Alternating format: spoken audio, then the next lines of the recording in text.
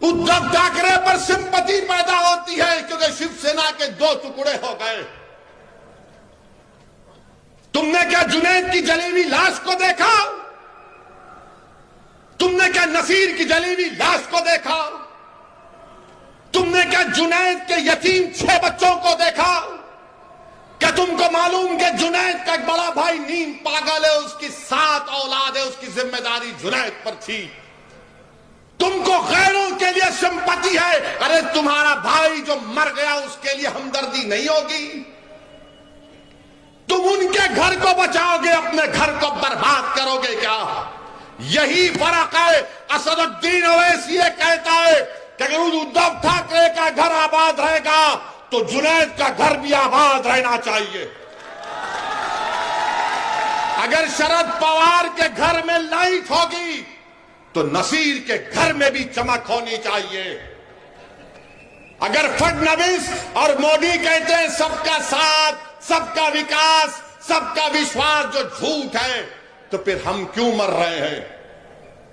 मेरे अजीज दोस्तों और बुजुर्गों, यही चीज इनको तकलीफ पहुंचाती है कि कौन है ये जो यहां पर आकर नाम लेकर बोलता है, अरे तुमको गुलामों और चमचों और कफन चोर की खव्वाली सुनने की आदत पड़ गई। जब एक शेर तुम्हारे सामने धारता है, सच्चाई को बयान करता है, तो सुनो आप। लोग बोलेंगे वैसी तेरी तकरीर से तो कोई इलेक्शन नहीं जीतता। गुजरात में साबिर काबुली वाला को मैं सलाम करता हूं। अरे हम चुनाव नहीं जीते, मगर क्या तुम ये कहोगे कि कल मैं नहीं जीतूंगा? आज नहीं जीता, ये बच्चे जिता देंगे इंशाअल्लाह ताला। आज नहीं जीता, ये बच्चे कामयाब कर देंगे।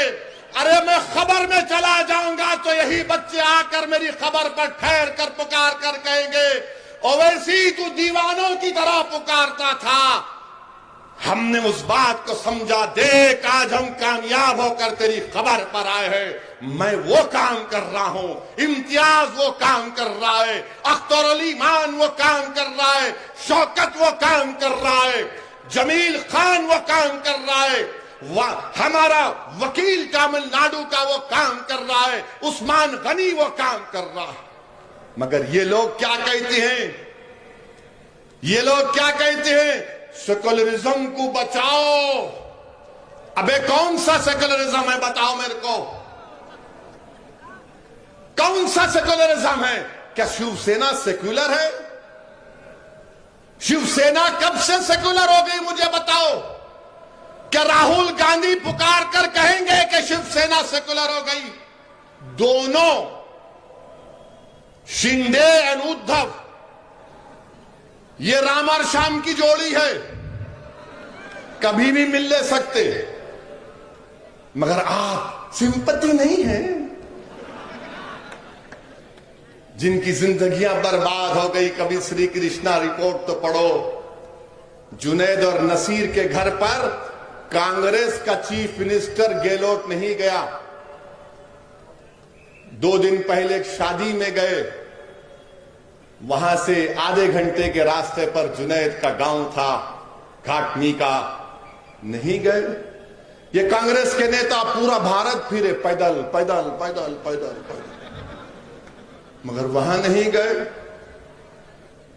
मेरे अजीज दोस्तों, ये कौन सा सेकुलरिज्म है कि आज पूना में इलेक्शन हो रहा है, कस्बा में।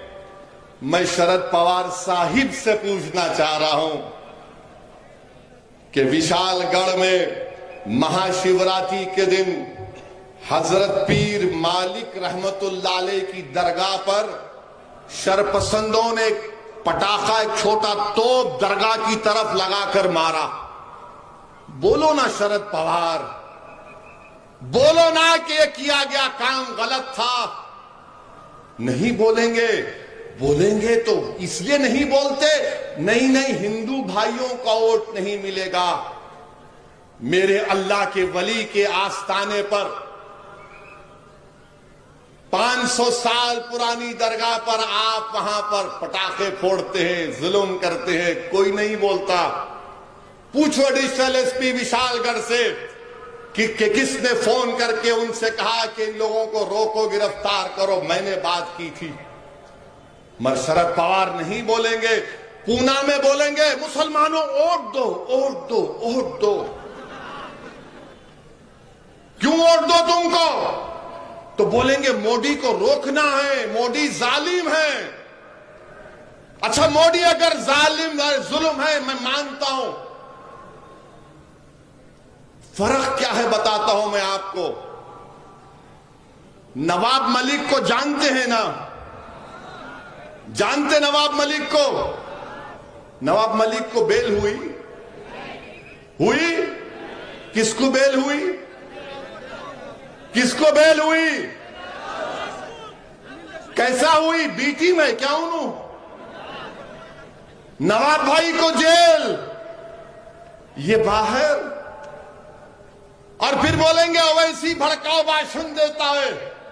अरे कौन सा तुम्हारा सेकुलरिज्म है? मेरे को बताओ कि तुम मोदी के हराने के नाम पर वोट लोग देने तैयार है, हराएंगे।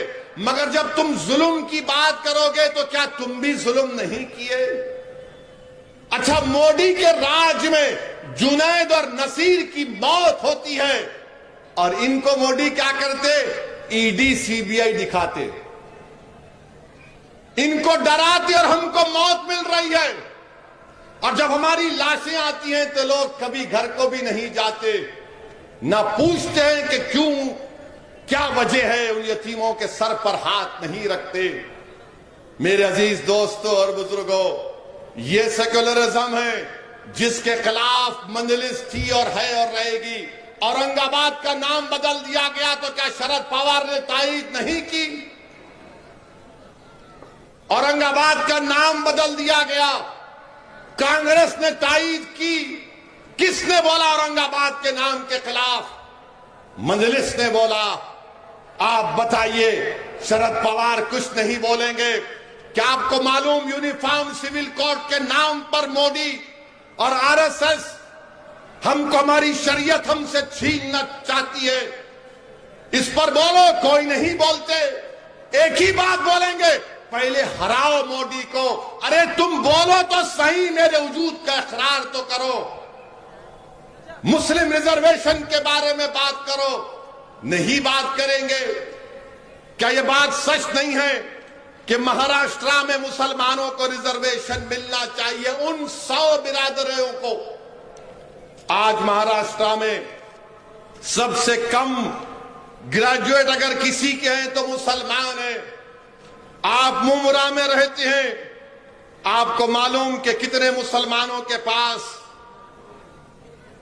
जमीन है, कितने मुसलमानों के पास जमीन नहीं है, कितने, सबसे कम मुसलमानों के पास जमीन है, सबसे ज्यादा लैंडलेस मुसलमान है, सबसे ज्यादा ड्रॉप आउट मुसलमानों का है। रिजर्वेशन नहीं मिलता। अरे उद्धव ठाकरे की चमचागिरी करने वालों, कांग्रेसी और राष्ट्रवादी वालों, क्या तुमने मुसलमानों का रिजर्वेशन क्यों नहीं दिलाया? नहीं दिलाया क्योंकि आप ताकतवर हो जाएंगे। मेरे अजीज, अरे भाई रुक जाओ, अभी 10 बजने 5 मिनट है। दूल्हे की बारात कैसा भी जाती, फिक्र मत करो आप। जब से एक मिनट सुनिए, जब से ये सिक्योरिटी मेरे को दिए, दम हो गया है,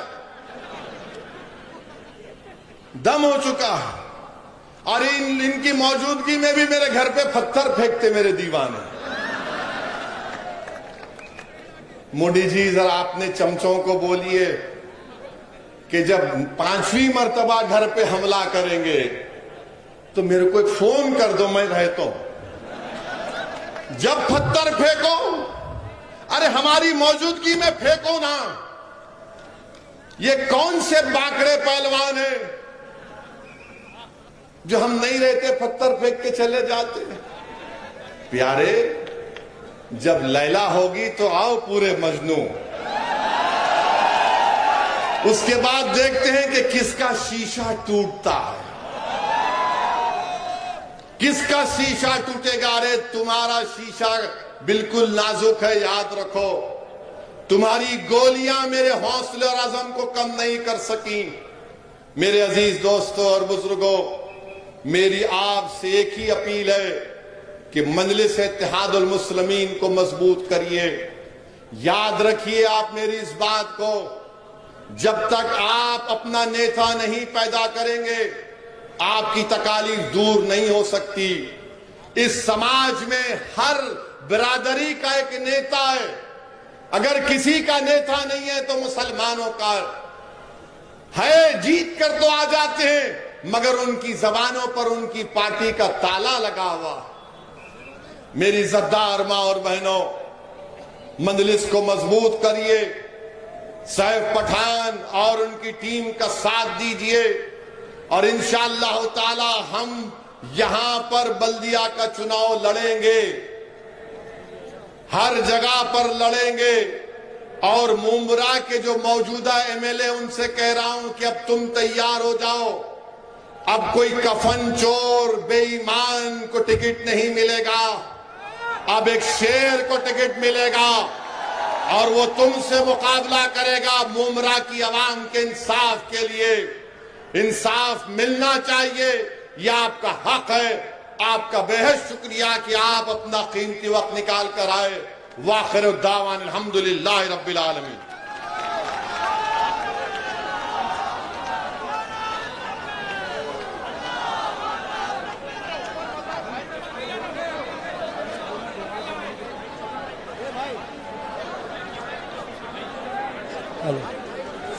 हेलो हेलो हेलो हेलो चालू करो भाई। Hello hello hello hello